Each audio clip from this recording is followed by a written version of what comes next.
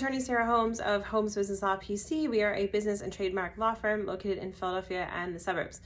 In our law firm, we help a lot of buyers and sellers in business transactions, meaning we've helped people sell their business and we've helped quite a few buyers buy a business.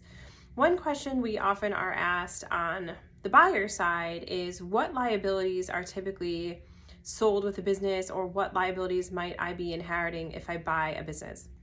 The answer to that is kind of complicated. And number one, it depends on how you structure the purchase transaction. So if you do, for example, an equity purchase of the business, meaning you are buying the LLC outright, you're buying all the shares of stock of the corporation. That's what we call typically an equity purchase.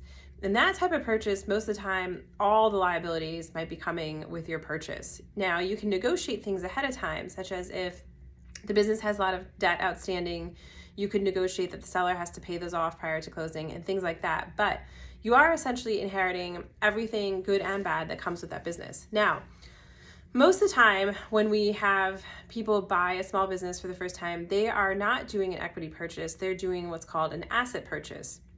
In an asset purchase, the buyer would go set up their own business entity. So they'd have their own LLC. And what they're going to do is just go and buy the assets of the business of the seller, meaning only the good things. So maybe they're buying equipment and inventory. Maybe they're buying accounts receivable, their customer list, all the things that are assets. In that instance, most of the time, the liabilities will not come with the business.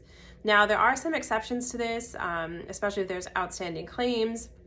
Sometimes sales tax can also be an issue, which is why we want to make sure at closing we are asking the sellers to apply for tax clearances and that sort. But typically in an asset sale, you are not buying the liabilities of the business. Of course, if you need legal help in a business purchase or sale transaction, feel free to reach out to our office. Our number is 215-482-0285. Thanks.